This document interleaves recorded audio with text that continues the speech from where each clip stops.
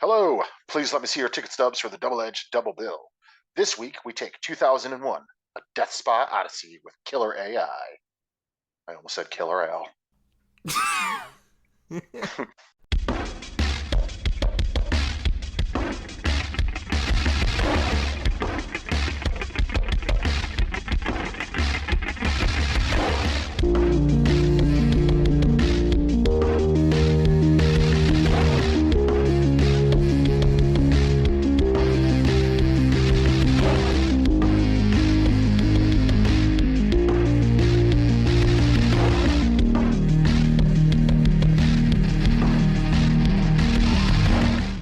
Each week, Adam Thomas and Thomas Mariani will come to the table to discuss the randomly selected yin and yang of a double feature.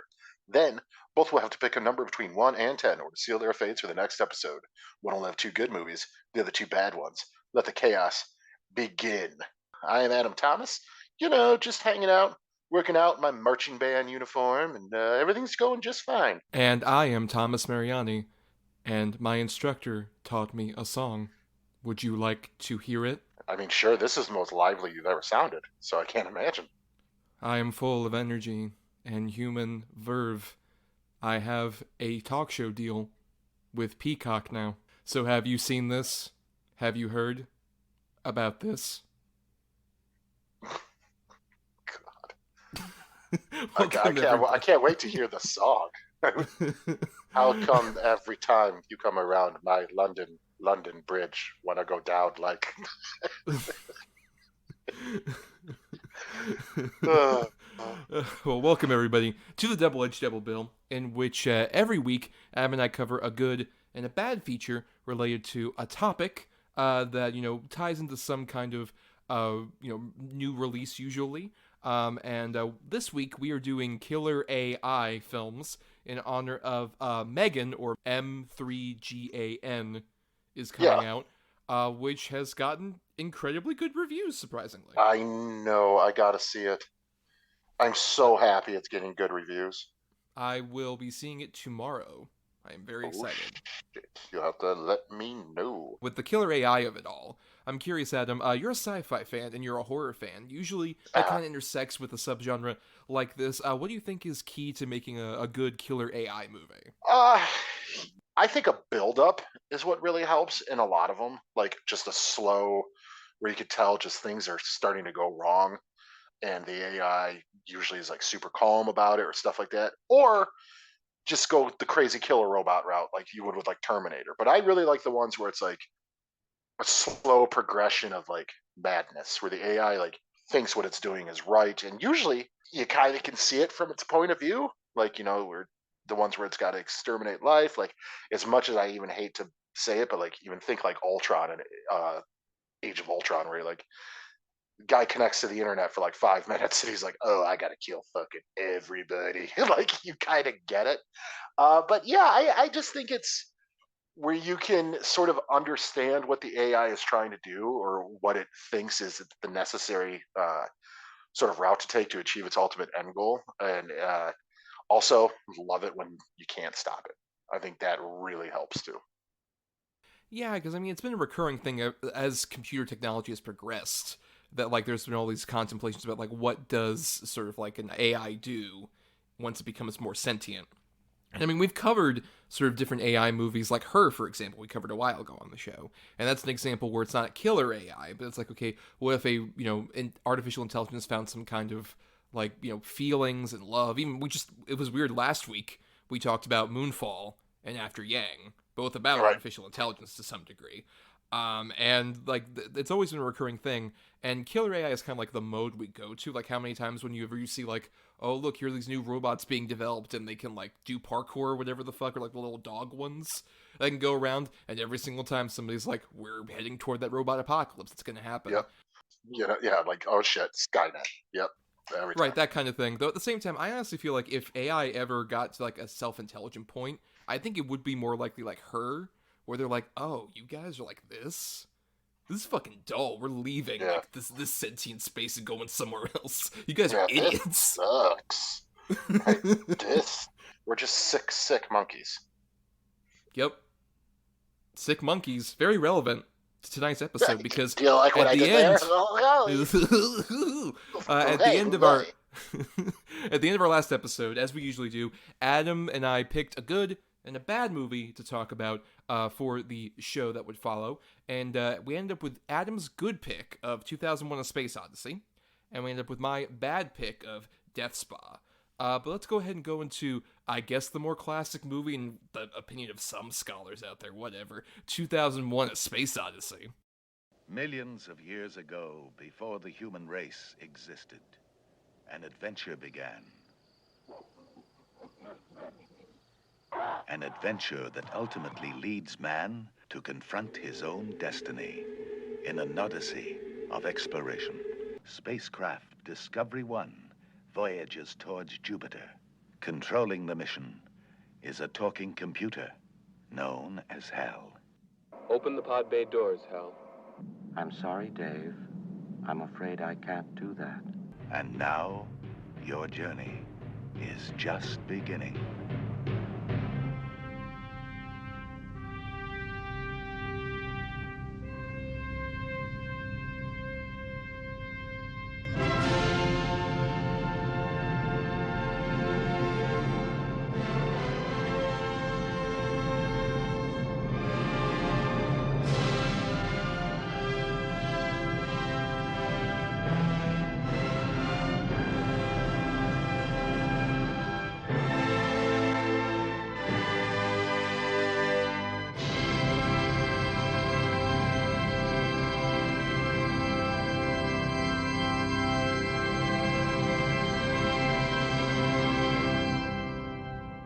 So, 2001: A Space Odyssey came out April 3rd, 1968, from Mr. Stanley Kubrick, who directed the film and co-wrote it with Arthur C. Clarke, who had previously done the short story The Sentinel, which this is partially based on. And around the same time, he and Kubrick were basically writing both the screenplay, and then Clarke was writing the novel 2001: A Space Odyssey, like back to back. And the movie ended up coming out a few months before the book did. And this is one of those movies that is very highly celebrated. It's been parodied countless times, very acclaimed, sort of put on a pedestal of one of the best, especially science fiction films of all time. And Adam, you picked it, and you kind of said on the mic when we did our picking that, like, you wanted to give it another chance because initially you weren't huge on it necessarily. Maybe go into some of that more setup, that backstory with you in this movie, and now your ultimate thoughts having revisited it. All right. First time I saw it was probably 20 years ago, maybe a little bit longer, but probably, it's probably 18, 19. And I was bored to tears the first time I saw it, completely through it. Like, I just was like, I don't get the fucking appeal and all that. Because even then, I was still like, I loved movies, but I was more like a, Blade, kick ass. This is peak cinema, stuff like that. So I was like, yeah, I don't get it. I don't understand. I mean, it's just 3 minutes of black screen in the beginning with just classical music. Like, what the fuck is this? Why am I watching these stupid full screen prompts with beeping for 25 minutes after intermission? And what, there's an intermission? Like, what the fuck is this? I love that you were so kind of mad at the movie that even the part where it's like, hey, you don't have to watch the movie now, you can go outside. Like, oh, what, I have to go outside now? I can't watch more of your movie that I don't like? I wasn't leaving my fucking mom's basement to go outside. So I'm like, all right, I've become more of a movie fan. I sort of grown to appreciate the behind the scenes of it all and sort of the artistic merit of films. And I love good heady sci-fi. So all right, let's do it. Let's give it another shot. And I knew this was the topic coming up, so I'm like, hey, this would be a perfect time to maybe throw it as one of the options. So watching it this time, I will right away say it is a technical and visual masterpiece. This movie looks amazing. The technology, especially for a movie in 1968, I mean, it holds up so incredibly well. The set design's great. The miniature design is great. All of that really, really good. Cinematography is beautiful. The costuming, all that. But there's still something about this movie that bores me to fucking tears. I don't get it. It's not that I don't get it. I get what the movie's doing. I understand it, but I don't get why people to this day are like, it's one of the greatest sci-fi movies of all time. It's this and this and this. it's as boring to me as like the first Star Trek, the motion picture. Um, it's which is very kind of similar in a lot of themes. It's It's just very influenced by that movie. You can tell. yeah. But I don't get it, man. I don't. There's nothing about it. I mean, other than visually, that really grabs me. And that visuals are great. I mean, visuals can make a good movie, but I wanted to see a great movie, and to me, it's just not there. It's just it never has been. I can honestly say this is one I would probably never revisit, not only because how bored I am, but kind of like the Kubrick of it all. Because he was a fucking prick. But I just don't. Yeah, I don't. I don't know what I'm missing. I don't know what's not connecting for me because I do like slow burn, heady sci-fi quite a bit. Some of my favorite movies are that. And even like when you were describing the elements of AI that you like so much, this movie fits that to a T with the Howling I Past mean, and character. to a T, but it's still just I don't fucking care. I do not care, and I maybe it's because how champion it is, and I feel like I should care and I should love it, and maybe there's that sort of like self applied pressure put upon me, but I just nah, doesn't work. Not for me. Not for me. I still remember very well the first time I saw this. It was going to be on Turner Classic Movies when I was a kid. I was very young. I must have been like, I don't know, like 11, 12, somewhere around there. And I was like, I'd heard about this movie for so long. Like, obviously, I'd seen plenty of like Simpsons parodies and other kind of like references to like 2001: Space Odyssey, and heard even at that point was really starting to get into movies. And I just heard like, oh my god, this is one of the great movies. So I was like, okay, it's coming on, but it's at like 11 or midnight, somewhere around there. So I'm not going to be able to like stay up and watch the whole thing. So I'm going to record it on. This was back when TiVo was a thing.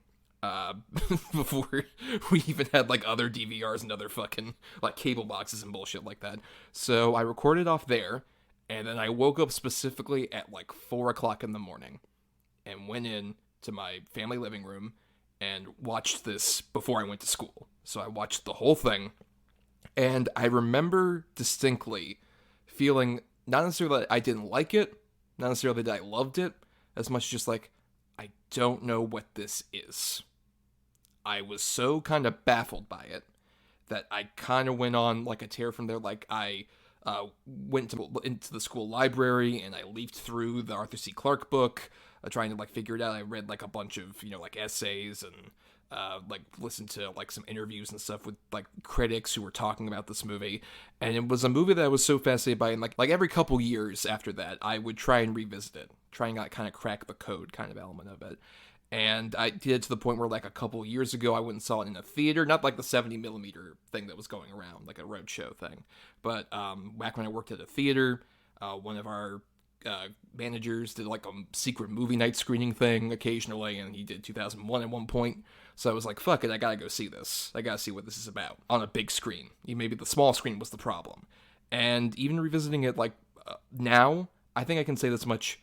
I like 2001: A Space Odyssey. I respect 2001: A Space Odyssey, but I don't think I can ever love 2001: A Space Odyssey.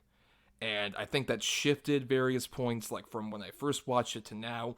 But it is definitely like I agree with you that something is kind of missing from it that makes me not say it's like one of the upper echelon of like sci-fi movies. I still like a lot of it. I think I've grown to at least like elements of it, and I think, like I said, that shifted what I like versus what I didn't back when I first watched this. But I agree that like it just feels too distant to me, kind of cold in the way a lot of people kind of define Kubrick movies. Like out of all of them, this feels the most sort of like cold and clinical in a way that almost feels like if I were to touch this movie, it would be like metallic coldness. No hearts there necessarily. Yeah, I agree. I definitely agree. And out of all the Kubrick stuff, and I this is a word that every time I watch this, and including like I started it last night, finished it today because there was no fucking way I could get through it last night. I had to tap out halfway through. I'm like, nope, no. For some reason, this movie just ultimately feels pretentious to me. Where maybe not the movie itself is pretentious, but a lot of the audience behind it and I'm not trying to insult its entire audience, but there are definitely some of those people like, you don't like 2001, you don't appreciate cinema art. Oh, Jim's Palace. It's just it's If I you're don't someone out there know. who specifically talks that way about 2001, we apologize. But I do not. I do not, because you should not be talking about it like that. Seriously, have you seen it? Oh, my pants are so tight. Um, no, I just feel like it's one of those movies that is so sort of heavily guarded, and if it's one of those, like, if you speak against it, people are like, "What? Are you fucking crazy? You don't like it? Oh man, you know what? You just don't understand it." No, I do. I understand it. I just get nothing out of it. I think how you put it is like clinical and cold. I think that's exactly what my problem is with it. Like, and I'm okay with movies that are like, dour or cold or clinical. Like, that doesn't always bother me, but this one just feels like that's the point. And that's okay, but it's also a very long clinical and cold film, to where by the time you get to the end of it, it's like, finally. And it's just, I mean, there's great, like, beautiful scenes, like when he's going through and you see all the colors and you can see it reflected in his helmet and all that stuff. Gorgeous. But it's also 5 or 6 minutes of that. And then it gets to a 2 minute thing of sort of like, you can tell they did it like the dye water effect in space. And then him in this clinical cold white room for 5 minutes looking at like himself throughout the years. And I don't, you know what it is? I don't have any feelings either way about this movie. And I think that's the problem. This movie doesn't like inspire me. It doesn't depress me. It doesn't make me happy. It doesn't make me think. It doesn't do any of that. It's just, it exists.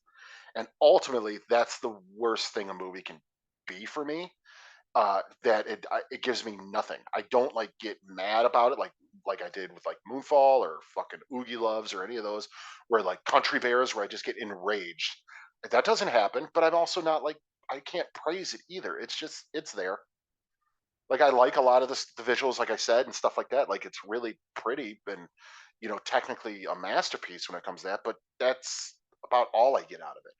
Like, oh yeah, it looks good, and that's about it. And so on that alone, it's just, how can I can't really say anything good about it, because it doesn't make, like I said, it doesn't make me feel anything. well, I mean, I can at least say a couple good things. I'll just say the thing that honestly, like rewatching it this time, that kind of clicked for me is that when I was younger, I kind of thought that like the earlier stuff where it's like the Dawn of Man and then the Blue Danube sequence and stuff like that, I felt were like the least interesting things compared to like the HAL 9000 sort of narrative stuff that happens in the middle. And then like the ending, I was like, what the fuck even is this? Like when I was younger, I kind of felt more that way. The more times I've watched this movie, the more I realize it's kind of like 180'd for me. Where the stuff I prefer, honestly, is where it feels almost like vignette, like an anthology film, in which we sort of cover like the progression of man through like early like ape civilization days into like we're in space, and there's like not so much like actual narrative going on there as much as just kind of like these interesting sort of displays about what's going on. The moment it becomes slightly even narratively driven with like the two scientists, with the two astronauts, Bowman and Poole, and we have more of like Hal, who I do really like is like an interesting sort of like a killer AI character, which we'll, I guess, develop a bit more into that later. But the more it like sort of becomes that narrative segment that like especially takes up a large portion of the movie, it drags so much more for me. Because we get the idea of like, oh, it's this killer AI that's like sort of like slowly malfunctioning or kind of putting the mission first above like the human characters and stuff like that. And their individual sequences in that I think are interesting. But like the more we kind of focus on that narrative, I just kind of wish like this was truncated to about the length of like the Blue Danube stuff and the ape thing, and then we got to the ending, and this was maybe, I don't know, like an hour shorter.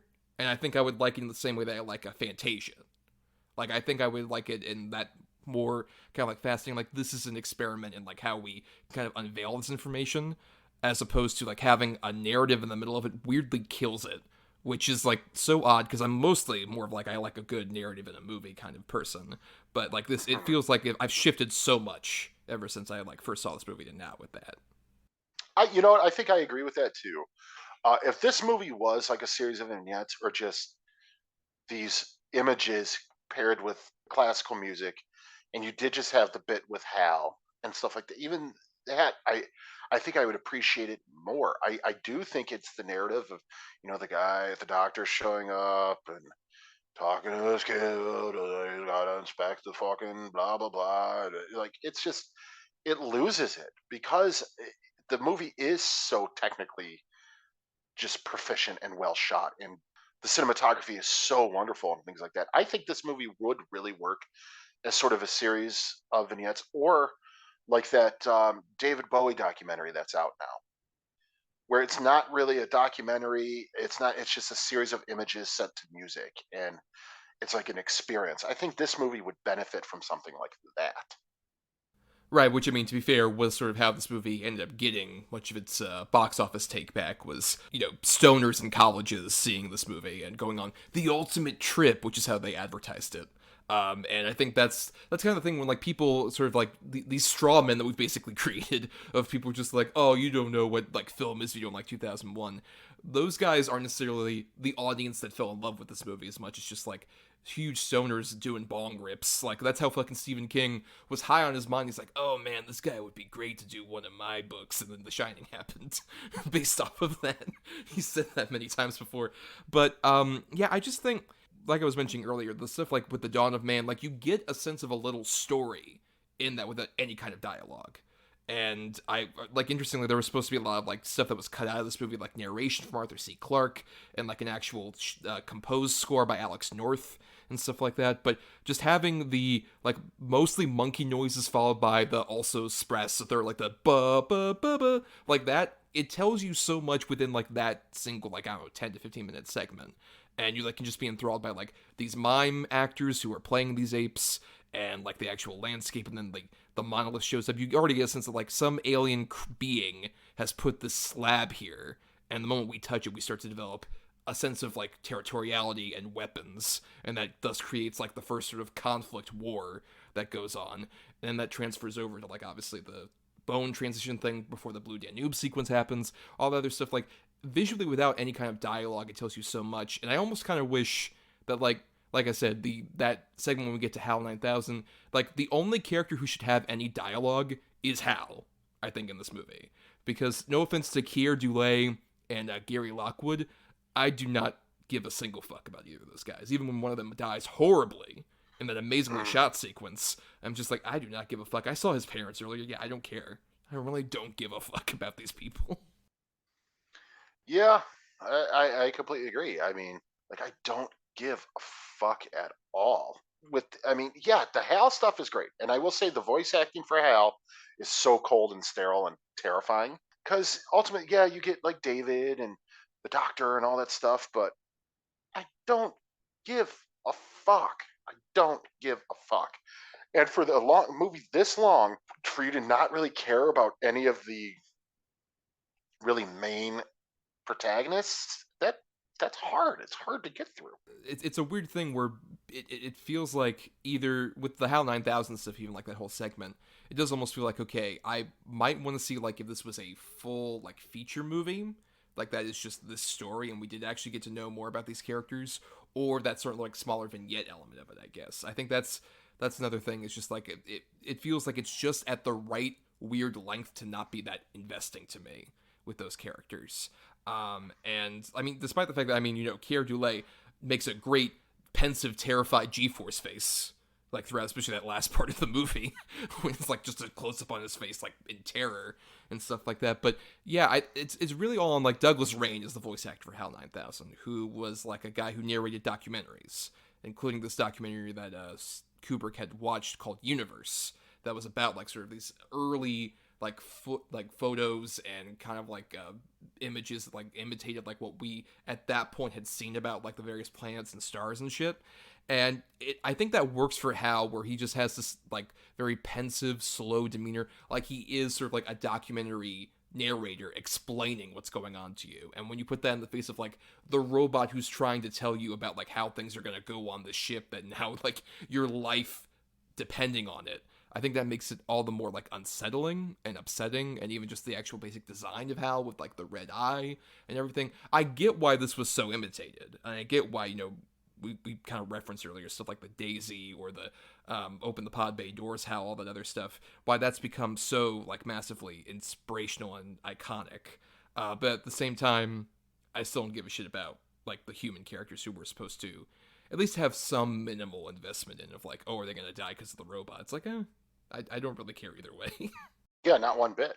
Yeah, I do agree though. The design of Hal, just this sleek black sort of rectangle with this glowing red eye in it. Very cool, very simple, but also really kind of perfect. Like I wouldn't want, like, God forbid, like a digitized face or something like that. Like that would be awful. But yeah, it's really scary, really creepy. Like it's looking at you. Like, it's just, yeah, it sucks. Like it sucks. It's so scary. I'd be terrified. But I will say though, and I really kind of want to get back to it. But the practical effects of like even the zero G's in this movie are still so well done. Like even the opening with the pen floating and his arm coming up and her with the grip shoes and then doing the, like everybody seeing the running around the revolving room sort of idea. Like it's really fucking well done. And I mean, it's so smart the way they shot it, where they shot it low. So like the actor's body himself hid the wires and all that stuff. Like really fucking cool. Or even It's, especially the pen effect, which I love. I just found out recently how that was done, where it's like it's a circular glass sort of shape that like just is in front of the camera, and it's double-sided tape. oh, that's fucking brilliant. Yeah, I would have never thought of that. Wow. But yeah, I agree with you. I see why this movie is so imitated and copied and spoofed and all that stuff. And it's still like even in modern sci-fi movies, like there's no question. Like from Moon, what was it, Gertie or whatever? yeah. Like the idea, not necessarily the plot, but the sort of like Kevin Spacey was tried to be Hal. I mean, just the way he would interact and talk and things like that. And you totally get it. I mean, of course it is. It is a very iconic sort of killer AI, if not one of the first really like mainstream ones put on film, if not the first ever. But it's just, I just can't do it. I cannot like really sit here and be like, oh, this movie's fucking just, oh, what a masterpiece. And because it's not, it's very fucking flawed to me. And I mean, I understand why it's so loved, and I could see like, in 1968, seeing this on the big screen, something like this for the first time, being kind of fucking blown away by it. I completely understand. And maybe, you saw it on the big screen and it didn't really change your opinion. Maybe if I did, it might change my opinion. I highly doubt it. But I could see a big screen lending more to this. But I mean, let's face it, we all got big ass TVs now too that are better resolution and everything else. And it's just, nah, I'm good. Yeah, I would say like the big screen experience at least kind of like was part of the big thing that made me go from having that kind of like middle ground feeling on it to at least kind of liking it. Like on Letterboxd, every time I've like rated, it's been like a 3.5 out of 5, which has been within that span since I like saw it in the theater, which I would still say is like probably more positive than you are about it, but at the same time could be seen as blasphemy in the eyes of some like cinema lovers out there. Yeah, I gave it a 2.5. Like I Right. said, I don't feel either way about it. I don't hate it. I don't love it. It's just, it's there. And I guarantee you, like, dude, if I were to talk to anybody that is like read that my letterbox sort of score, would be like, they'd be mad at me probably. Like, what the fuck? You don't get, you just do, like kind of how we were talking about Forrest Gump. Maybe not as bad, but still, it's just one of those where it's like, it's so beholden, so beloved that if you have a opinion about it that somebody doesn't agree with, they get mad about it. And I think that's one of the reasons I really don't like this movie. It's really not up for debate in most like sort of film critic circles or film lover circles whether or not this movie is perfect. At the same time, like I do feel like, that kind of attitude, just like the, oh, other people like put on such a high pedestal and I don't agree with it, therefore that's like, it's not the movie's fault about that necessarily. No, But it's at the not. same But time, you like when you watch the movie, you still like on its own merits, you weren't like a huge no, fan or detractor either way. no, right, exactly. I'm dead ass in the middle of it. Like I said, I really get no feelings about it. And yeah, like I said, the people put it on a pedestal and stuff like that doesn't really affect the way I watch it. I mean, in a way it does, because you're kind of like wondering like, what are they saying that I'm not? But like, I'm not worried about like people arguing with me or whatever. I'll fucking argue with anybody. But it's just, I don't, it when how do I put this?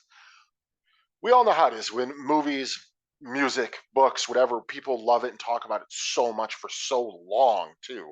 Like you're expecting to kind of go in and be blown away by it. So it can affect a viewing. I try not to let that shit affect me, but when something's been around since 1968 and it's talked about constantly in the greatest movies ever made, I mean, constantly, it's in the top five, if not the top three. It's just so you're expecting a lot out of it, and I get nothing, and it's always kind of like mind-boggling to me. Like, what am I not seeing here? I just don't get it.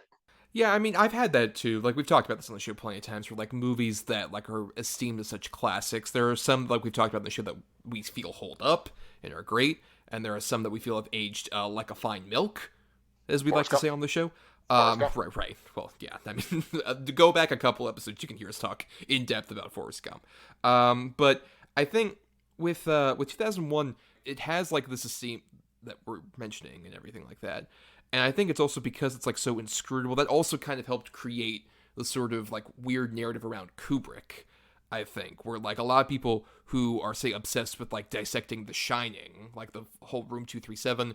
I think those people wouldn't be as like so crucially fixated on that if not for like 2001, which also leads into that weird dumb conspiracy about him shooting the moon landing and all this other shit like that. This movie is so like ominous that it created like even a mythology around the guy who made it. I think that's absolutely true. I think that is absolutely on point. And the thing is, like, again, I don't really. I guess we're talking about a Kubrick film, so we kind of can. And you heard us talk about it on the Patreon. If you listen to our Shining commentary from so long ago, he's a fucking prick. Or was a prick. I mean, the guy was a monster. I mean, we know about the stuff with The Shining with Shelley Duvall, and just how he was kind of a monster on set to her. And there's reports from a lot of his movies how he was a very problematic, difficult guy. But yeah, I do think 2001: Space Odyssey, with maybe its complicated yet simplistic sort of narrative, that people find more in it that either might not be there. And I do think that's what led to sort of the Room 237 of The Shining, which, if that shit is fucking crazy. I mean, some of it, yeah, that makes sense, but others you're like, wait, what? It's just no, I don't know. But it's only like the Native American like thing. That's what I get. We're just like, yeah, that makes sense. There's like enough that's an interesting interpretation that makes sense with what's in the movie. Then it gets to like, so there's a Minotaur poster in the background, which means this is like, whoa, wait. Yes, the labyrinth. Remember, like in classic Greek mythology, the labyrinth, if you didn't escape, the Minotaur would come get you. And, and of course, Danny's wearing that Apollo 11 sweatshirt, which means that it's him admitting that he committed the moon landing to film. Right? Like, fuck off. Fuck off. But, yeah, I think that might be part of it, too. Like I said, I know definitely... when people saw, I don't know, definitely I wasn't alive, but I'm guessing when this movie came out, people saw it, it was just fucking mind-blowing. Like, what the fuck? Because there'd never really been anything like this. So I guess I give it credit for that, but I do think it's sort of staying power and sort of the new fans it makes and everything is due to the Kubrick of it all and not necessarily the film itself. Yeah, I mean, I think that's at least the major sort of gateway for people. I mean, obviously, like we said, we're kind of creating straw men. Like, obviously, everybody likes whatever they like, whatever. We're not saying anybody who likes this movie has, like, some kind of other, like, vested interest in, like, oh, it's because of the mythology of Kubrick. Some people just genuinely like this fucking movie a lot. And that's fine. And, I mean, there's certain elements that, like, I've grown on with time. Like, particularly, I think the ending has grown a lot on me. So where, like I mentioned, after all the HAL 9000 stuff and, like, the Daisy and all that, like, Keir Dullea going through this wormhole, like, when I first saw this, I was just like, what the fuck does any of this mean? And I've read other interpretations, and I guess this makes sense. Even Kubrick kind of talked about this in his own writing, and I believe this is what it's like in the Arthur C. Clarke book, that, like, the idea is basically, they meet this sort of other life, but the thing is, it's not like a physical being, which I really enjoy that idea. That, like, the other, like, alien life doesn't, like, have a physical, sort of place. It is just like they encounter this other sort of like dimension where they go through, and then they basically become like a zoo exhibit where it's like, well, this looks basically like what a human would live in, right? There's a bed, and there's a table where you can look in a mirror, and all this stuff, and we're basically seeing, like, that character grow old in a sense where, like, it feels rapid to him because it's almost like in a different kind of, like, time and vortex and shit, where, like, time moves at a faster rate, and he just sees, like, he spends the last several decades of his life in a very quick succession in this room that, like, he's being studied in, kind of in a similar vein to the end of AI, which we've talked about on the show. The Steven Spielberg movie that Kubrick had a lot of influence on. And then by, like, the very end of it, it's just like, whoa, you lived your whole life, that's great, we're gonna send you back to Earth as a weird star baby. So that's what it's like, basically, that's at least an interpretation, like, I've heard, and I kind of, like, I get that, and I think that's an interpretation that makes me appreciate the movie more. But at the same time, yeah, that doesn't necessarily improve all the elements that, like, I have issue with. If anything, like, that stuff and a lot of the other, like, more vignette elements make me think, like, oh, this is neat, but I don't love it. And that's an interesting way to approach it. But, like, at the same time, it doesn't make me think, like, one of the greatest films of all time, as much as, like, well, that's a different version of how to, like, handle us finding, like, alien life for the first time. Yeah, all right. I tend to think, like, the miniature work and the camera tricks and sort of the costume design and stuff like that is what's neat about this. The rest of it, I'm just like, nah, I don't care. Yeah, I think that's part of it too. I think especially like the sequence that I don't think gets as much like sort of parody ground is like after we have the long boring meeting where Hayward talks about like what the epidemic is like as a cover story and all that other crap, and also where he hangs out on a fucking like airport space station for like 10 minutes and talks to people or whatever. After all that, when like they go onto the moon and they find the monolith there, and they sort of have the sequence where like they touch it and like it starts making this weird shrill sound. Like, that element's great. Like, the sort of mystery we build around it without, once again, the dialogue or any kind of narrative around it is so much more interesting than hearing everybody, like, talk at a thing like, hey, we heard some intelligence that, like, there might be an epidemic going on. Oh, I don't know. It's whatever. Yeah, anyway, bye. Yeah. I mean, could I ask you a question? Can you tell us? I'm not at liberty to say. Well, what about I'm not at liberty to say? Oh, fucking god damn it. Shut the fuck up. And the kid wants, what did the kid want for her birthday? I don't even remember. Some kind bush baby. She wanted a bush baby. Right, but then she's like, a telephone, but we have plenty of telephones. Yeah, a telephone. Fucking, your kid's dumb, dude. Now, like I said, man, and I don't really have much else to say. I just think it is a fucking just masterwork of visual storytelling. It absolutely is. I will never not give it that credit. But I think, in my opinion, that's about all it's really got going for it. Yeah, I mean, those are solid final thoughts. I mean, yeah, with me in this movie, it's definitely like, I think that relationship that I'm talking about with this movie, where going from kind of having similar middling thoughts on it, just sort of like, I wanting to like understand what it is necessarily, and then coming to my own conclusion of just like, I guess I can never love this movie necessarily, and that's fine. Like that's the thing is that despite how much like acclaim a movie can get, like at least if we all give, whatever like acclaimed movie a chance, and we're just like, it's not quite for me, that's all that really matters. You came to your own conclusion. That doesn't have to like involve like, oh, like what everybody else says or whatever these other things. Like you gave it a chance because you'd heard that hype, and then you're like, no, not necessarily for me. And even for me, I'm just like, I like this movie. I respect a lot of like what it sort of innovated with along with Kubrick, along with Douglas Trumbull, who we haven't mentioned, but and his team did such a great job with the effects work. Yet this movie won its Oscar for visual effects, and it only went to Kubrick because the Academy was just like, well, it's all him, right? And I was like, no, there's like a team of people who helped do this. Douglas Trumbull and a bunch of other people deserved an Oscar statue with him. But like that those elements where it's like you mentioned, I can respect a lot about this movie. I can like elements of this movie, even like Hal himself, I think is like inspired so much of what's come like afterward. And I think even like so much of this, like I can respect all the inspiration that stuff like Hal and like the big classical music sequences and the models and all these other things. I can respect like it because it's given me other things that I prefer. But at the same time, it kind of proves to me just because it innovated, it doesn't mean it's necessarily the best version of that. For me, and it seems for you as well.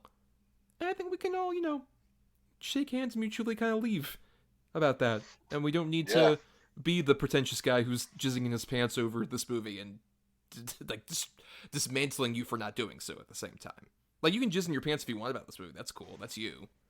But don't cry to me about me not doing that. Yeah, I'm not jizzing in my pants over this. The next movie, however. Yes, let's get into our next film, Death Spa. Death Spa. Welcome to the health club where you'll sweat blood. Never work without a spotter, buddy. Weight falls on your chest and you can really get squashed. It's the place for a killer workout.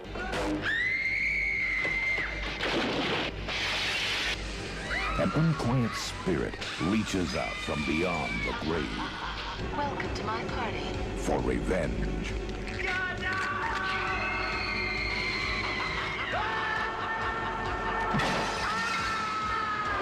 I will destroy this place. And I'll kill them all.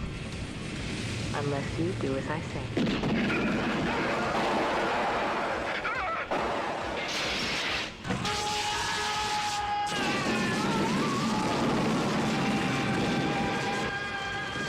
Death Spa. An exercise in terror. A fantastic weight reduction program. People get so thin they disappear. So Death Spa came out December 1st, 1989, from director Michael Fisher. And this movie, Adam, we have to give at least a little preamble that we've tended to do movie nights, the two of us, where we just kind of like watch something. It used to be kind of franchises, then it became just sort of like, oh, you know, whatever, like we fancy at that particular moment, let's watch together. And there was a night where we were surfing through our favorite streaming service, Tubi TV, which has so many amazing, diverse options, and original content now, which I haven't seen in a Tubi original, but all the clips I've seen look amazing. Oh, yeah, the Chef's Kiss. I gotta see it. Right, I mean, I need to say Terror Train, the remake, and also Terror Train 2, which came out like a month after Terror Train, the remake came out. I didn't even know there was a Terror Train remake. It's a and a sequel! Oh, yeah. I knew the sequel. Funny enough, I saw an advertisement for the sequel, and I thought it was just one of those bullshit, like, directed DVD sequels like you got, like, you know, so many years later. Like they right, but yes, it is, but only to the remake that came out a month ago. Yeah, that's amazing. I have to see it. Yes. But we were surfing through Tubi, and we are like, oh, I'd heard about Death Spa, which caught my eye, because this is one of those I'd heard about from various, like, either bad movie podcasts or, like, video series I watched, like, you know, throughout especially my youth. And I was like, oh, let's, you know, I haven't seen this in full. Let's watch Death Spa. And it was a magical evening, Adam, where we discovered a masterpiece of so bad it's good cinema. Yes, it was. It was incredible. And, yes. It's one of those, like, what the fuck is happening here type of movies. It's great. Right, because we should mention, like, with the killer AI element of it, that's part of this movie. But it's one of many things that are very confusing about this movie. Because basic setup for Death Spa is that we follow mostly a bunch of employees at a spa gym location in the late 80s. And we were initially introduced as they're closing up one night. And this one woman who is the current girlfriend of the manager is like, oh, I'm just doing a big elaborate flash dance, like dance sequence for the opening credits.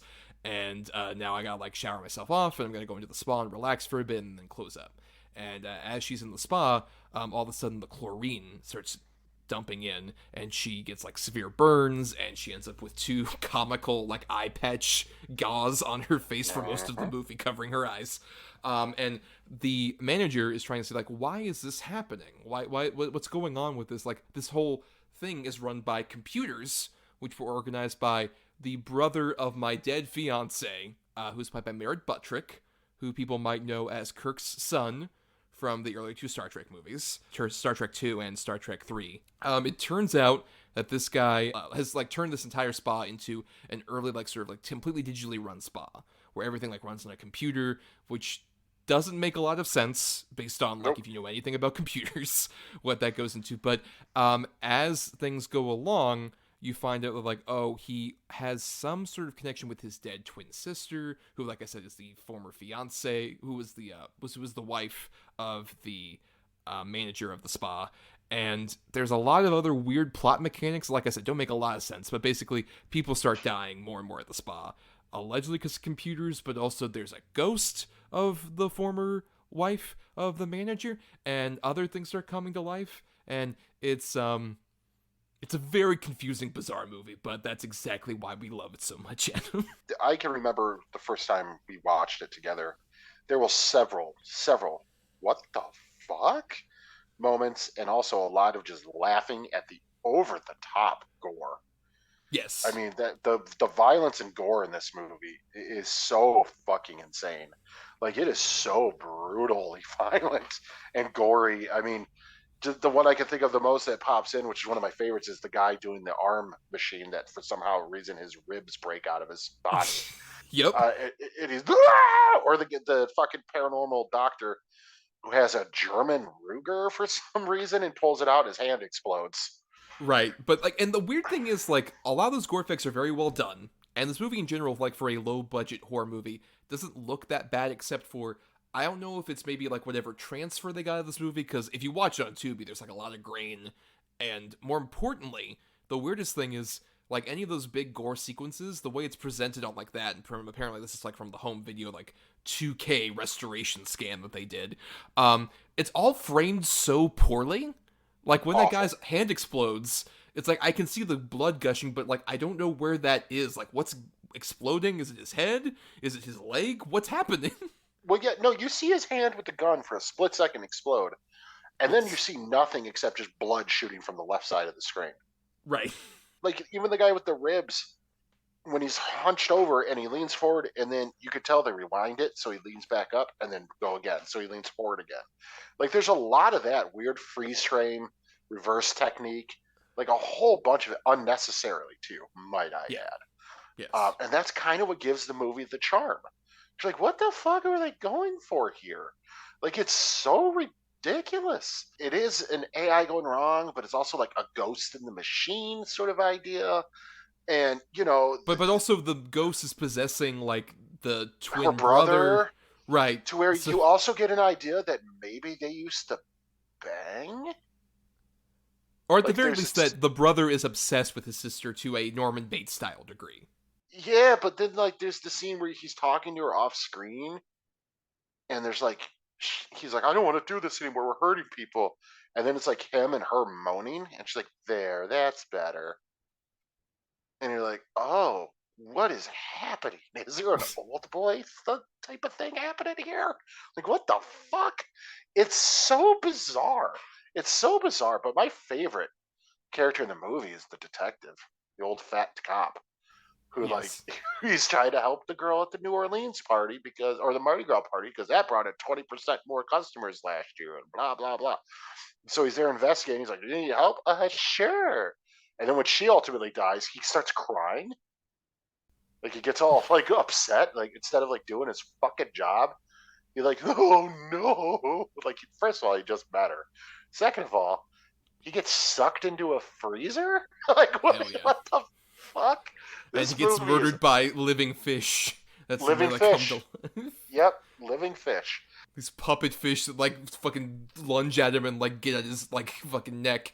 That's Frances McCarthy's that guy, who's along with Rosalind Cash, who are the two detectives. And I love her. I don't give a fuck about no locks. It just fucking shoots the door open. Right, but one of my favorite things also is, like, the weird editing of this movie, which they're at a key part of, like, my favorite example of that, where there's a point where the guy William Baumler as Michael, who is, like, the manager. Awful, by the way. He's a very bad lead protagonist, yes. Which is more contrasted when, like, in the scene, he goes over to his employee, Ken Foree, one of our favorites. We love a good Ken Foree, who plays, like, his right-hand buddy at the gym, and he's like, hey, man, I need to talk to you in my office. Okay. Then we cut to the two detectives eating at, like, a hot dog stand, talking about, like, who do you think did? I don't know, maybe it's the manager, maybe it's the brother, I'm not sure. Cut back to Michael and Ken Foree in the office. It's like, why was that in the middle? That makes no sense. Why is there a transition scene? What the fuck is happening? Yeah, I completely agree. I will say though, Ken Foree is probably the best in shape he's ever been in this movie. He's fucking huge. Uh, but his wardrobe choices. Oh, good lord. Describe his coat, please, Adam. Describe that coat. I put it on Letterboxd, and I think it holds up. It looks like a nutcracker would wear it in South Beach, Miami. I mean, it looks like a nutcracker coat, but it's like bright neon colors. And for some reason, he's wearing it while he's spotting people and stuff. The most annoying guy is the British guy, Right. who like, oh, what the fuck? But like, who also like just disappears and whatever. And wears a weird Fred Flintstone shirt to work out in. Well, that's even okay. A shitty T-shirt I could see other than this coat with lapels. Like, what the fuck is happening? Right. The coat, like the way I described it, is like it almost feels like he was like a lost Doctor Who. Because it looks like one of the like late 80s Doctor Who's where it's like, we're running out of ideas, we're going to stop for like 20 years after this thing. It's just like, this is what the Doctor wears now, whatever this is. Yeah, I could see that. Okay, so I guess kind of get into it. The owner of the gym was married before. Right. His wife got pregnant, but lost the baby, and it also fucked up her spine, so it put her in her wheelchair. So she thinks he's cheating on her because she's in a wheelchair, which they never really say if he is or not. I'm inclined to believe he was, because the guy's a sleazebag. So she burns herself, sets herself on fire in the garden, which clearly is not the garden, it's some random hill somewhere. She sets herself on fire and then immediately gets up and is like cured of her paralysis. Yeah. She's on fire and she stands up and starts running. Just like, oh my god, I regret this. Yeah. Oh fuck no. Stop, drop, and roll. I can't, my spine. But it's just, it's so fucking crazy and graphic. Like her setting herself on fire. It's fucking like, oh good lord. So then, like, her brother is the guy who designs the computer system that runs the gym, which, like you said, makes no sense. Where they're like telling the computer, okay, set it at 130 pounds. You got it. 140, 150. Oh god, somebody help me! Like, it's so fucking good. It makes tiles fly off the Yes, the tiles. wall. That's my favorite thing is the tiles, where it's just like there's just these tiles with like clear hoses at the end of them that like spurt out like, oh my god, tiles are flying at us, all of us ladies in the shower. And it's like, how can a fucking computer do that? A lot of nudity in this movie too. That's true. Yes. But the thing about the tile scene, which it is my favorite too, is how can a computer do this? That they even have a line where the brother says, how could a computer make tiles fly off the wall? It's not my fault. And the cop and even the owner are like, yeah, it's true. Story checks out. Take him Story, away. that's true. Oh, wait a minute. Maybe it's your dead ghost sister who's possessing you and is super horny. That too, when she first shows up at the party and walks in that room, they goes like, hey, how'd you get in here? In fact, how'd you do that with your hand? It turns out the computer said, actually, the door was locked. You better get out of here. And then she starts like doing the weirdest seductive movements. Well, I guess you could stay a little while. The dialogue in this movie is fucking ridiculous. And like you said, his girlfriend they say she's burned over her entire body, but then she comes home and she just got eye patches. And he instantly tries to bet her. I can see why she's so tempted, especially when he treats her to a romantic blind asparagus dinner with that great shot of the asparagus like limping in front of her mouth. Yeah. And her whole logic is, I can't see when you're going to kiss me. I hope I get to keep these on a little bit longer. Like, oh my good lord. Like, Jesus Christ. This is one of those 80s, like late 80s gems, because this was like 88 or 89. Yeah, it came out December 1st, 1989, so it's one of the last movies of the 80s. One of the last movies of the 80s. It is a fucking gem. It is one of those where it's like, I've heard of it before, like sort of in not necessarily well known, but it's known in circles as like, it's so good. It's so cheesy and bad. It's kind of like B or C tier of like the funny bad movies in terms of like the more famous ones necessarily. Yeah, right, exactly. I mean, at best. And it's just one of those, it's like, I kind of wish this was more well known, because to me, this would be right up there with like, you know, how people celebrate movies like Ghoulies and shit like that, just these weird, crazy 80s horror movies. This one should be a little bit more well known because it is that fucking batshit insane. Well, especially when like it's so tied into like not just like the horror 80s of it, but trying to jump in on a trend with like the fitness trend of the 80s. Yes. Like, which, like, literally the case with this movie was, like, the Fisher got the idea to make the movie because of that craze, and they ended up shooting it at, like, one of those spa gym places that, like, opened and closed within 6 months during that craze. Which is amazing. That totally fits. Which is, like, the weird thing. It's like, we gotta jump on this immediately before, like, this completely falls apart, which you would end up doing not too long after that. Right. And it's the worst designed club. Like, it's just open floors and, like, little stages. And then just weird glass block sculptures everywhere. It looks like a weird meld between, like, an actual gym and, like, a McDonald's Playland. That would Yeah, have been, it looks like, in like the 80s or 90s. Yeah, it looks like a gym and the Max from Saved by the Bell. Like, combined. A bit of that, yes. The gym that Ronald McDonald and the Fry friends would not work out at because they eat McDonald's too much. They're not going to work out. Yeah, 100%. Grimace, get him on a treadmill. He's going to have a coronary. It's got that classic 80s fucking shtick where, like, everybody's attracted to the guy.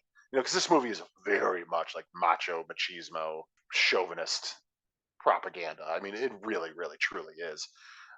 Where everybody's so into this owner of this gym where it's like those two girls are like, want to have a three-way with him.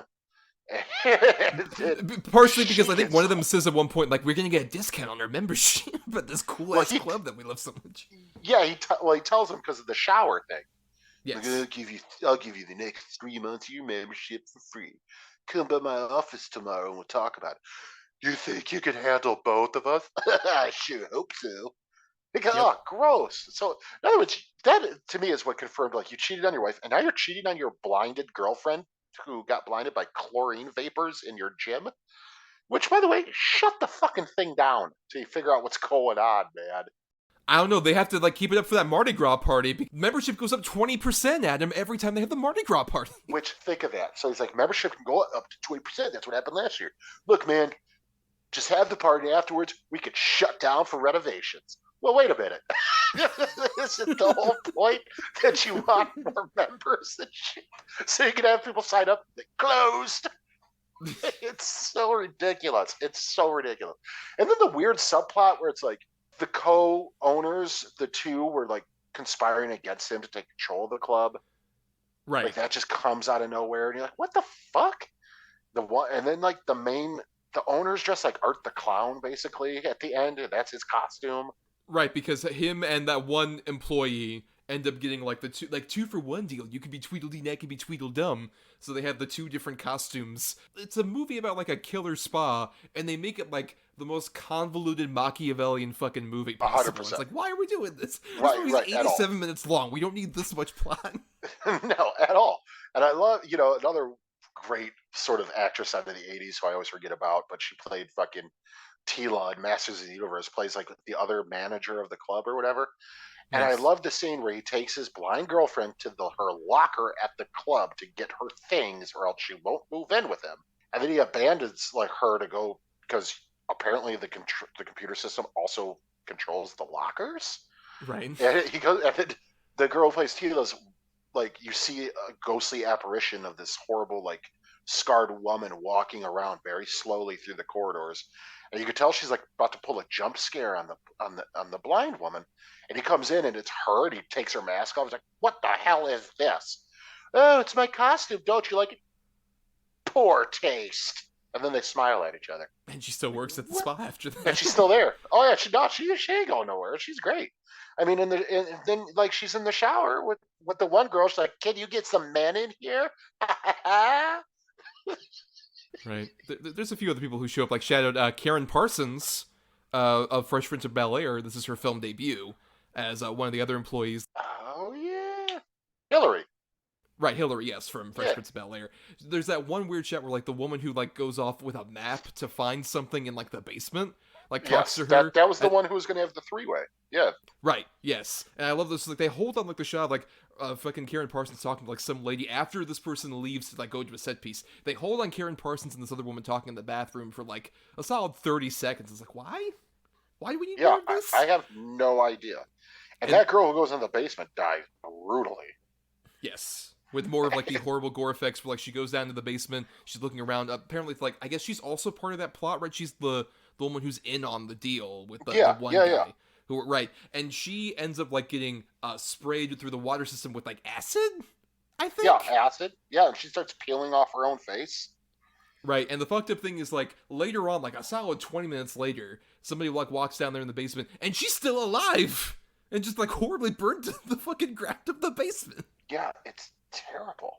Yeah, the paranormal investigator guy finds her, I think. Right, which we should mention a bit more about that. There's the one point where he goes to, like, the manager guy goes to this paranormal investigator guy who's introduced, like, with a weird EPK wand, just like, I know so much, I can immediately sense who you were the moment you came in, and completely unravels the backstory. Not through any, like, cold reading, but literally, like, he read the fucking script for this movie. Just, like, every detail. And it's like, oh, don't worry, I know how to handle this.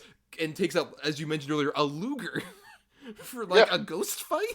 What? Yeah. And then the guy busts him. Like, he busts him. He's like, dude, that was all in the paper. Like, all this information. He's like, well, I could come and pretend to be an insurance adjuster. And he's like, all right, yeah, cool. Like, what the fuck? It's so stupid. The big Mardi Gras finale, which has some of the best stuff with, like, one guy's head explodes in the sauna. For what? I don't know, because we don't see what like, stabbed his face. I have no idea how that happened. No idea. But more importantly, the best gore effect of this whole movie, a woman goes into the bathroom, and she starts, like, you know, taking off, like, her makeup or whatever. The mirror starts shaking, and she's like, oh, what the fuck's wrong? What the fuck's happening? The mirror explodes and completely tears her to shreds. And it's amazing. That's the thing, dude. It's so violent. It's so violent and gory, and the gore is really well done. Like, it is really, really well done.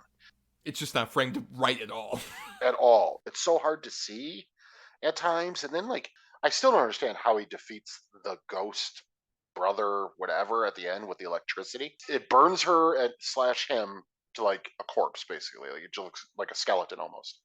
And then it starts to get up. He rips its arm off, and the cop just unloads her gun into its face. Yes.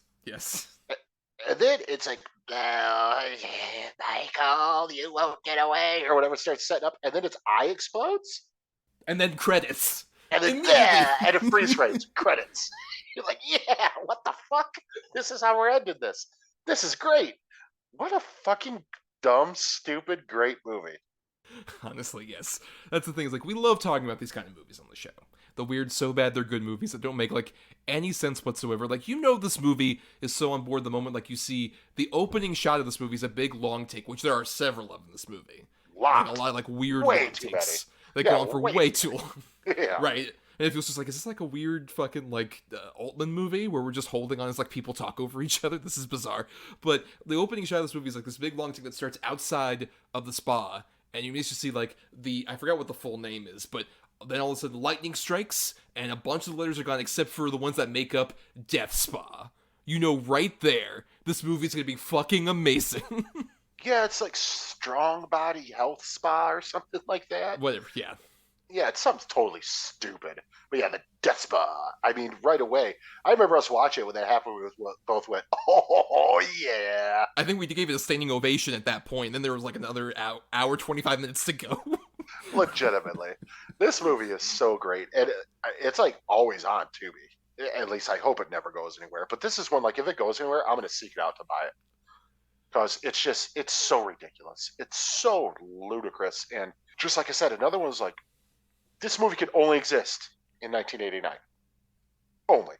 Yes. At the, like you said, the sort of fall of these crazy health spa clubs that everybody's wearing neon. There's neon lighting everywhere, and those glass bricks, and there's like jazzercise aerobics happening right next to people on elliptical machines. And also, computers are so new that they need to get one specific guy to do it. Just like, you know, computers, right? You know what these new things are.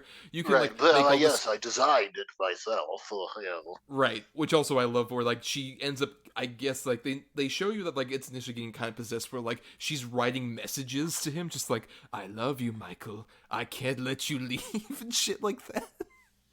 Yes, please, Michael, we're running out of time. You need to come to me. And he's like, what? It's so fucking dumb. What is that computer control in the gym? Like, how does it control the weight machines and the shower temperature? And Also, a big question for me, especially considering 1989, how does fucking the brother David have a home computer that is able to control stuff at the Death Spa as well? Like, no way a personal computer could do that. No, in no, 1989 there is at all. no way. Yeah, I don't. You know what? I never even thought of that. Unless he's got a fucking cable running underground all the way to his house, where it's somehow linked. But even that's far fetched. Yeah, how is he working remotely? I wish the cops would just like look at that computer. They're just like, oh, let's see where the wire goes, and there's just like a giant extension cord that runs for like several hundred miles to the Death Spa that no one noticed. Yeah, exactly. It's like fucking on the ground with like that orange tape holding it down and shit. I also love this is a perfect time capsule of not like glitzy LA, but a lot of like the shittiest parts of LA possible. Oh, real gross, like back alley, like just shithole Hollywood. Absolutely. Like wherever the fuck the paranormal investigator guy is, like that area looks like so down and dirty. It reminds me of like this part of LA, like old 80s movies that took place in Times Square, where you're like, oh God, New York is gross. That's exactly what this is. Like even this horrible the shopping center, which by the way, the Death Spa is in a fucking like strip mall. Yep. Of course. But when they zoom out and they show like the logo with the lighting, like, oh my God, you look like behind it, there's like just factories with smoke stacks, shit like that. Like none of it looks glitzy or nice. Or it looks like the opening of Blade Runner with just like giant fires going up and shit. It is. Yeah, right. Yeah, it's Blade Runner. You see the fucking Thopters flying through the fucking flame stacks. I'm a Death Spa. That's what they call me. Did you get your photos? No, they were personal trainers. And it's like, of course, it's one of those classic computers where, you know, he's typing on it and there's these giant silver panels with blinking lights everywhere. Like, because that's what a computer is. Right, which leads to another one of my favorite moments where the manager and Ken Foree walk in and immediately are just like, you know what? I can't stand these computers anymore. We're going to shut this off before the Mardi Gras party starts. This is all being run manually now. That's what I'm talking about. And they do one of their many great high fives. There's a lot of high fives. It's a very big high fivey movie. And I love like Ken Foree, she throws him through the fucking like window. You're like, oh, he's dead. And he, classic Ken Foree fashion. All the movies he was in the 80s, he miraculously comes back to life. Though I don't know if he survived by the end of that party where like so many people die horribly in the fire, except for like the manager and his girlfriend, I guess, are the only people that get out because everyone else is like locked in. It's like, I don't even know if he survived that. Well, I think it's the manager, the girlfriend, the cop, and Ken Foree, because he's in the room with the cop, the manager, and the girlfriend at the end. Okay, the four of them get out, but there are, like, point is, many people die horribly in that fucking spot. Everybody else is dead. Yeah, worst party you could have gone to. Well, Adam, we've talked a lot about Death Spa, so let's go into, do you have any lingering thoughts possible about Death Spa? I just think Death Spa is one of those undiscovered fucking, like, so bad it's good, like, sleazy horror gems, where it's so over the top crazy, with no, like, real, like, logic behind any of it, but you just got to go with it. And I think if you do, just say fuck it, like this doesn't have to make sense, I'll just run with it. It's so silly and preposterous and gory, and like I said, there's gratuitous nudity, horrible acting, just all that stuff. It really works. It's so fun. Yeah, I mean, I second all of that. It's one of the better discoveries we've had for sure in that vein, because like there's a certain point after, especially folks like us who like are connoisseurs of these funny bad movies, like we're kind of like, there's a point where you almost feel like, is there a dry spell? Are there no like classic gems to find anymore? Have we like completely tapped that reserve? But then a Death Spa comes into our lives, and it's a beautiful thing. It's a beautiful, wonderful thing to unearth this. And especially, you know, that's what Tubi is so great at. That's what we love so much about Tubi. Maybe not so much, you know, the ads were occasionally see like Mike Huckabee's fucking face hawking some bullshit about like... Yeah, that's true. Or whatever. Like, that's the thing. The ads for Tubi, I don't necessarily condone, but the actual films that are on there, I respect with so much, like, dignity. Because you either get, like, they have a couple classics that are on regular streaming services, or weird, genuinely good gems that are also on there, and then bullshit like Death Spa. And I love the kind of things that, like, when I want to have a bad movie night, I would put on something like a Death Spa. Like, I did that. Shout out to previous guest of the show, friend of the show, Tori, and his girlfriend. I had them watch Death Spa when I went over and visited for Dragon Con. We all had a lovely time. And that's what I'd recommend, particularly if you, like, hear all of this and think, oh, have I already seen the movie? One, you have to see Death Spa to believe it. And two, you should definitely bring along somebody who has no idea what Death Spa is to watch this, because it's pretty fucking amazing. Absolutely. And that is one of the best experiences of these type of movies. I recently did that, during the Halloween season with my brother in Demons. He had never seen it, never heard about it. And Death Spa is kind of like that, where it's like the people are going to be like, this is fucking dumb. And as soon as the gore starts, you got them hooked, man. And it's fucking great. I would argue Demons is like a genuinely great movie, though. Regardless of, like, it's not quite so bad it's good for me. I think it's just a genuinely fucking kick-ass weird movie. No, I agree with you, but it's one of those where it's like, if people haven't seen it, they're going to watch and go, what the fuck is going on? Yeah, Demons is the shit. Don't you ever think I'm slandering that movie, you motherfucker. Well, look, we'll talk about Demons at some other point, but the point is... Goddamn well better. Yes, the point is, though, Death Spa. Gotta see it to believe it. But now, Adam, let's get into our weekly segment. We do the Double Redo. Double Redo. Double Redo. Double Redo. Double Redo. Double Redo. Double Redo. That works. So the Double Redo is a segment that Adam and I do every week, in which we talk about a good and a bad movie related to the topic, to recommend one to all of you and steer you away from one that we don't want you to watch necessarily. And so we each have that for killer AI movies. And I'm going to go ahead and start off here with my two films. I'm going to start off first with my good pick, which I'll just say the good and bad pick I did for this were ones I just saw in the last week or so, because I was trying to bone up a bit on my killer AI movies. So I'm like, oh, here's a couple I haven't seen before. And one of them I really liked, the other one I didn't so much. So the one I liked is called Class of 1999, which is a movie from 1990 that Adam's actually recommended on the Double Redo himself previously. And I'd heard about this movie. I'm like, okay, I'll watch it. And basically it takes place in the distant future from 1990 of 1999, in which gang warfare has gotten so bad, in particular, like, local high schools. Gangs are rampant and security is up high. So this guy, played by Stacy Keach Jr., proposes, why don't we have some, teachers implemented who are actually robots that we can control and can, more importantly, discipline these children who are, like, wild and unwielding and, are part of, like, big gang violence that's going on in our town. And they can, keep them in line and make them work. And secretly, this is all sort of related to backdoor a deal with the military they're trying to do. But the three teachers are played by Patrick Kilpatrick, John P. Ryan, and Pam Grier herself, and are wonderful performances. It's like these three upsetting, shitty teachers that, like, are basically going from, like, oh, we're going to discipline these children, in a violent manner, to literally killing them after a certain point. These, like, various gang children who are, like, very over the top, who, like, are in, like, elaborate sort of almost Mad Maxian gear and have, like, punk outfits and shit like that. And there's a lot of great, like, character actors who appear, like the ones I mentioned, but also Malcolm McDowell plays the principal.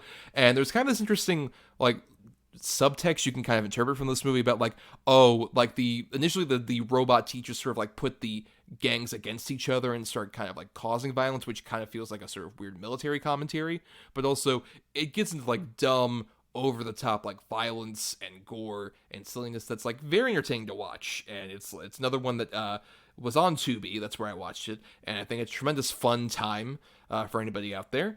And then the bad one I have is one that has, I think, a lot of potential to be one of those movies, but doesn't quite fit that, called Saturn III, which is another bizarre sort of cast and crew behind this movie, where it's directed by Stanley Donen, who was the guy who directed a bunch of, like, Gene Kelly musicals, like Singing in the Rain, and a bunch of others.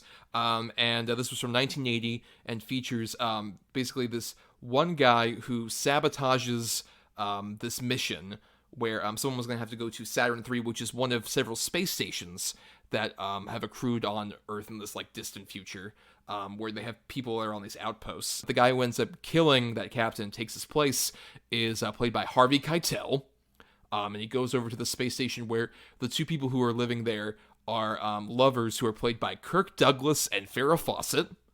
And while Harvey Keitel is there, and he's trying to like sort of get his way onto like, you know, towards Farrah Fawcett, and also trying to take over the space station basically by way of introducing this robot he's created, this artificial intelligence, which is like this big, bulky, sort of like humanoid like body that has a weird kind of like two eyes on like a beanpole. Like imagine if Wall-E was on top of like RoboCop's body. That's what it kind of looks like. It's weird. It doesn't make a lot of sense like how that really even like works necessarily. But there's a lot of fascinating elements of this movie. Like like I said, that cast and that crew, so weird. But also there's a lot of violent gore. Like Harvey Keitel kills the captain guy, sucking him out of the airlock, but there's also like piano wire in front of it, so the guy turns into like mincemeat. And it's just like raining gore on top of Harvey Keitel. It's like, oh, this is so fucking weird. And there's like hand explosions and some other like violent, gory moments that happen.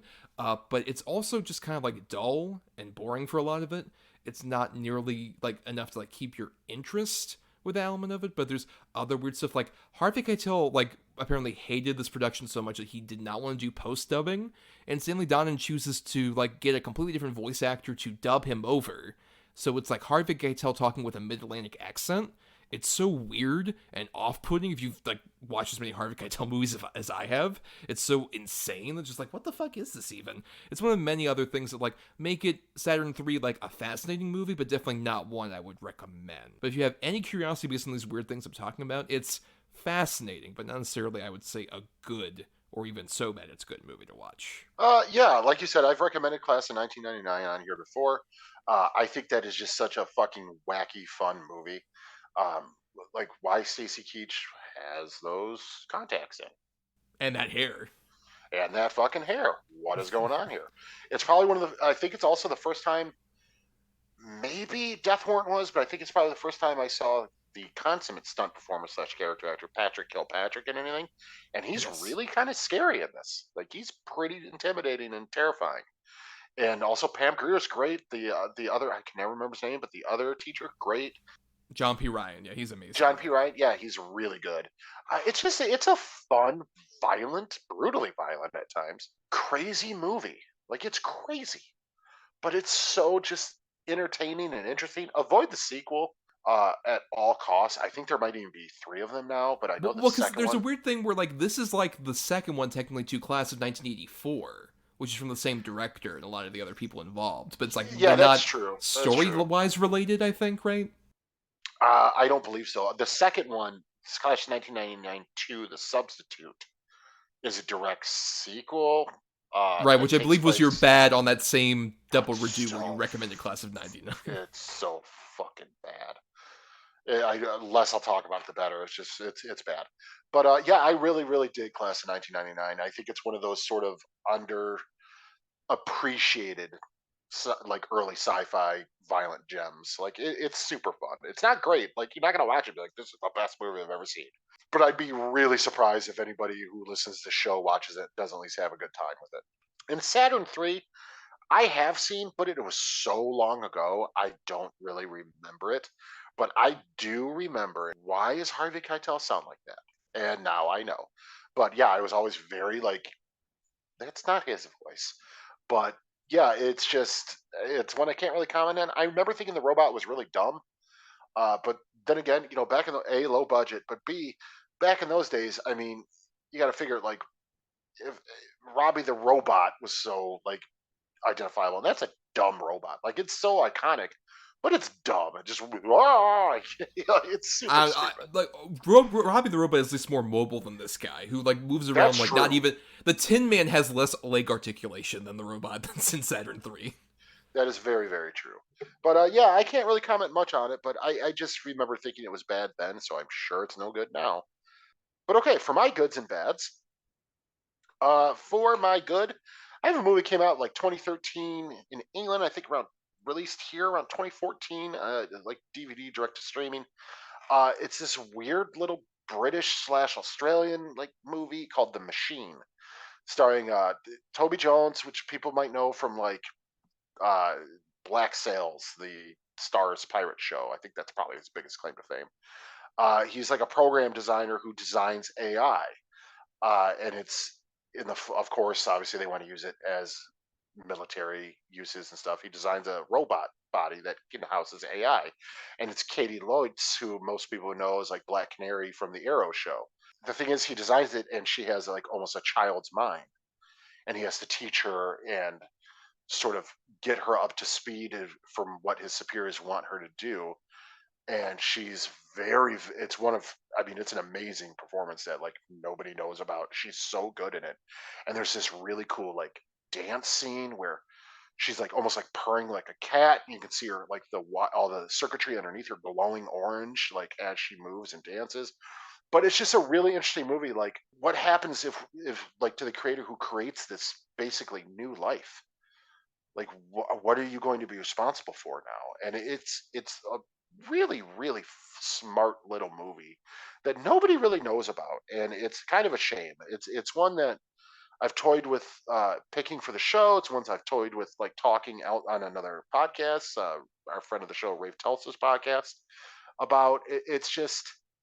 It's a really smart little independent movie that I mean, again, not groundbreaking, not going to blow, be like, oh my God, it's your favorite movie, but it was my favorite movie the year I saw it. But then for my bad, I have a movie that sounds like it could be so fun. It's Willy's Wonderland. The idea of mute Nicolas Cage, who's just fucking so like hyped up on energy drinks, fighting the animatronics from Five Nights at Freddy's, basically. And that's basically what the movie is. But the second they introduce this cast of, rebellious teenage kids are going to sneak into this place, and it's also like the local law knows about this because it's sacrifices or whatever. Like, they just try to make too much out of what ultimately could have just been a simple little, either a short or 70-minute to 80-minute movie of just Nicolas Cage fighting these things at random intervals while he's also trying to clean the place that they're in.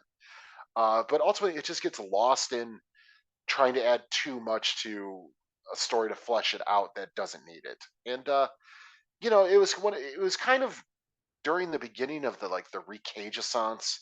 Like, this was right around like Mandy and all that stuff, and this one just does not hold up, does not have staying power.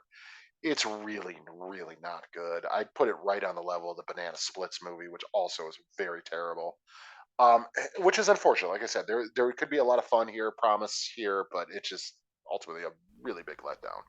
Yeah, I haven't seen The Machine, though a few corrections. When it did come out in 2013, you're referring to not Toby Jones, but Toby Stevens is the name of that actor. Oh yeah, Toby Stevens. Yeah, it's not Toby Jones. Toby Jones, because like when you said Toby Jones, like his biggest claim to fame is Vikings. I'm like, what? The guy from The Mist and the voice of Dobby the Elf? Like, what are you talking about? What? Yeah, it's not the guy. It's not the fucking guy from Captain America. My bad. Although now I kind of wish it was. I mean, he became a killer AI too by Captain America too, because that's true. Zola, yeah. But yeah, I heard about that movie. I've never seen it before. It's a shame. Also, I think a big part of it is just that's such a generic title, and I think that movie got lost so hard because it's called The Machine. Like, I had to ask you, like, which machine are you referring to? Because there's like many movies named that. Oh yeah. Terrible title. And then I have seen Willy's Wonderland, and I think it was a combination like what you're talking about, where it's like part of like the Cage-assance, but also that was pre-vaccine pandemic, and people were like still very desperate for entertainment at that point. So it was like Willy's Wonderland, sure, and also a bit of like that the weird Five Nights at Freddy's fandom that's become like so obsessive. Like, when we're gonna get the movie? I guess we're gonna get one now. Because they've announced like casting and shit like that. Jason Blum finally did that. So I'm sure this movie will like disappear even more than it has already. But yeah, even when I saw it then, like, I did not get like all the weird hype. Like, it sounds like it's one of those movies where I saw the trailer and I'm like, I kind of got all I wanted out of this with the trailer. And then you watch the actual movie and it's like, we gotta fill up time. And that's what it really feels like. The animatronics are also people in like kind of bad suits. And it's like, I think just a poorly filmed movie in general. And I agree with you, like, Cage is having fun in this role where he's not speaking at all. Like, the best scene of the movie is the pinball scene, where he just goes like wild on a pinball machine. Like that's a fun moment. But the moment those kids enter into it, it's just like I really don't give a flying fuck about any of this, or the weird backstory they give about what this fucking place is like. I don't need any of that shit. I just should have had Nicolas Cage like fighting better animatronics, quite frankly. Agreed, 100%. That's all you need. Adding these stupid kids who are let's go in there and get high and bang. Like, all right, stop. An abandoned Chuck E. Cheese style place, right? That's the best place. Yeah, let's go to Major Magic so I can deflower you. Like, fuck off. It's so stupid. It's just like right there in front of Pasquale, the chef, and fucking Charles Entertainment Cheese. Ugh, do you want me to wear the condom, baby? I like pizza, you like pizza. I like pizza too. Oh, let's have sex, and then we can play the Star Wars trilogy arcade game that's over there. I've always loved that fucking game. Yeah, baby, like you sit in the cockpit of the actual X-Wing. If I get to this certain stage, I can fight Darth Vader and Boba Fett. Oh, baby, come on, bro. Baby, aren't you fucking hot for it now? So fucking dumb. I'm gonna win you that inflatable hammer. Listen, baby, when you turn it upside down, it goes, bleh, and we turn it the other way. Isn't that hot? Okay. We have to stop this. Whatever we're doing, this must be stopped. So let's wrap up by restating our titles for everybody out there. My good pick was Class of 1999, and my bad was Saturn III. And my good pick was the regrettably titled The Machine, and my bad pick was Willy's Wonderland. Yes, and submit your own double reduce to the various sort of places where we have feedback available. We'll talk about that here as we end the show, but stay tuned. We'll be doing our picking for next week's episode at the very end of this one. So we want to thank, first off, Chris Oliver for our intro and outro music for the show. Listen to more of his music at chrisoliver.bandcamp.com. Thanks to Christian Thor Lally for our artwork. Follow him at Night of Water, that's night with a K, _of_water, for all his great stuff on various socials. And thanks, of course, to our Patreon supporters, patreon.com/DETBpod, where for just $1 a month, you all get to vote in polls for topics and movies that we cover, and listen to bonus podcasts like this week that we're putting this up. Friday is Friday the 13th, and in honor of that, we are doing a commentary on the Friday the 13th remake, which Adam and I have a lot of thoughts on, and feel it's an underrated gem in the slew of horror remakes out there. Yeah, for sure. And even in the franchise itself. Yes, upper echelon for sure. But you'll get to hear all about that as we talk about it over there. And you can also find us on Instagram, Twitter, and Facebook at DEDBpod. And you can also submit feedback to us on our email, doubleedgedoublebill@gmail.com. All that's spelled out. And for more of me specifically, you can find me on Twitter, Letterboxd, and other places as @NotTheWho'sTommy. And I also do some writing at marianithomas.wordpress.com and at film-cred.com. And shout out, Adam, you mentioned Nicolas Cage movie. I believe the day this episode's going up, I will be a guest on the Better Than Bad podcast, where basically on that show, it's similar to ours, where they cover the most high-rated movie for an actor on IMDb and their lowest-rated movie. And I talked about Nick Cage on there, where his highest-rated movie, Spider-Man Into the Spider-Verse, and his lowest-rated movie, Jiu-Jitsu. Oh, good God. By the way, copyright infringement. Tell them they're going to get a notice from my lawyer. Of course, yes. Because we're the first podcast to ever do one good movie and one bad movie. No one's ever done that before. No, we're the first podcast to talk about movies, period. Well, that's true. Back in 2018, at the invention point. And the first podcast with two white guys as the host. I mean, very true, right? We're real trailblazers and innovators because of something. Two fat white guys.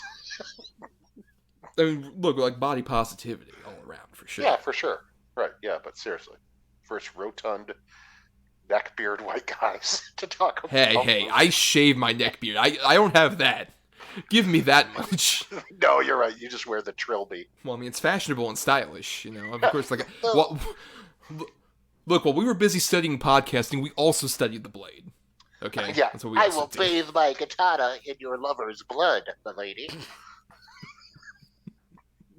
You want to tell people where they can find you after that glorious comment, Adam? Yeah, man. You can find me on Instagram at Atom or Adam. It's ATOM_R_ATAM. Fuck, I'm still laughing about the neckbeard.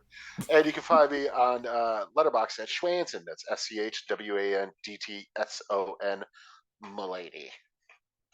If you want to hear more of this for some ungodly reason, follow us on Apple Podcasts, Stitcher, and other podcasting platforms. If you're listening on Talk Film Society, why not listen to all the other great shows on the network? Which, just a shout out, this week marks the year anniversary of us joining Talk Film Society. So, it's been a great home to us this whole year, and we've had a lot of great guests who have been on other shows on the TFS network and stuff like that. It's been a tremendous fun time, and we'll continue to be on there as long as they will have us, which shouldn't be too much longer. Right, because big secret, we're actually trying to take it down from the inside. Yeah, for sure.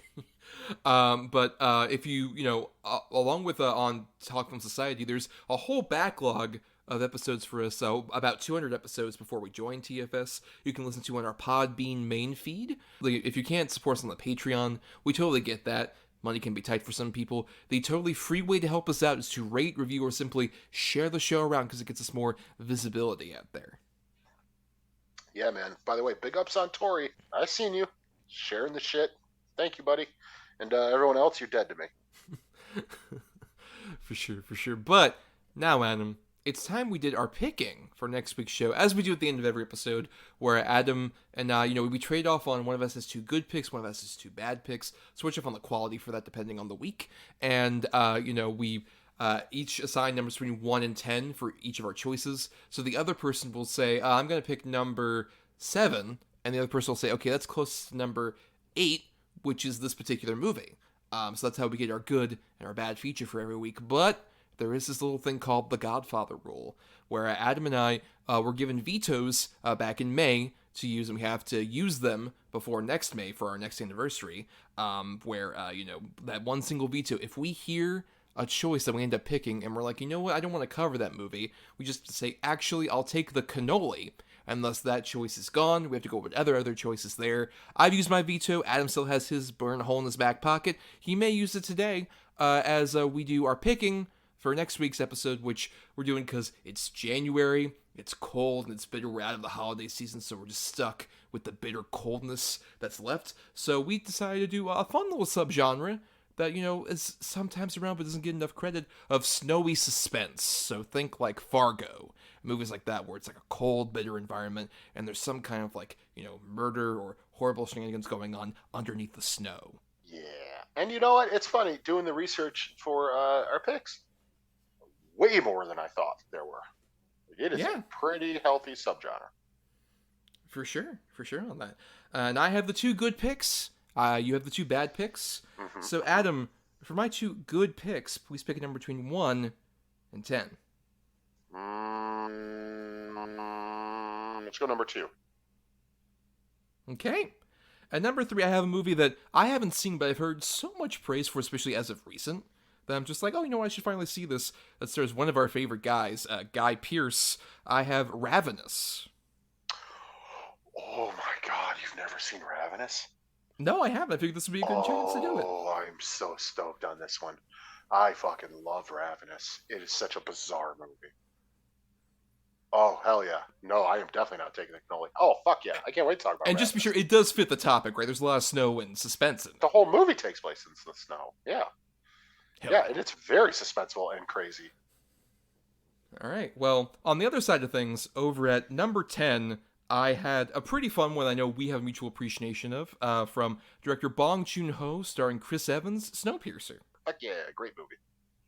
Yes. But now, Adam. Yeah, man. 2 bad picks. Very curious where this will go. So I'm going to pick number 7. All right, man. At number 8, I have a movie I haven't seen, but it is universally known as what's a terrible, terrible film. It's based on I think a graphic novel or a comic book, starring host Underworld Kate Beckinsale. I have the movie Whiteout. Okay, I vaguely remember Whiteout. I remember the poster where it's Kate Beckinsale and it's just her face, white background, right? Yeah. It's white, stark white, so it's just yeah, but it's her, Gabriel Macht from The Spirit, Jake Busey. It's a really, I know nothing about it other than she's a cop.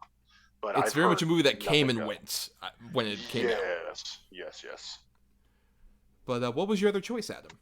At number one, I had another female-led movie that I've seen, and I actually liked it on first viewing, but like after thinking about it and stuff, it's just like kind of a weak ass Gerald's Game ripoff, and it was sort of lauded as like this actress's comeback. And no, I have the Megan Fox starring Till Death. Okay, yeah, I remember you talking about that one and liking it quite a bit. Yeah, I mean it's still like I don't hate it, but it's not that good. Well, yeah, we'll be talking about Whiteout and Ravenous next time on the show. Ravenous is the shit. Yes, yes. But until next time, everybody, this conversation can serve no purpose anymore. Goodbye. That's how I feel every week.